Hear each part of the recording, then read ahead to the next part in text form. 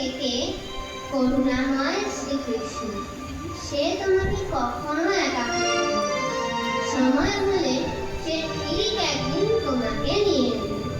তাহলে মাগো, আমরা শুধু সংসার সংসার করে গেলাম, মাগো হরিনাম যদি মুখে থাকে তাহলে ভগবান কোনোদিনও একা ফেলে দেবে না। আমাদের সঙ্গে যাবে শুধু এই হরিনাম। সময় থাকতে থাকতে হরিনাম করতে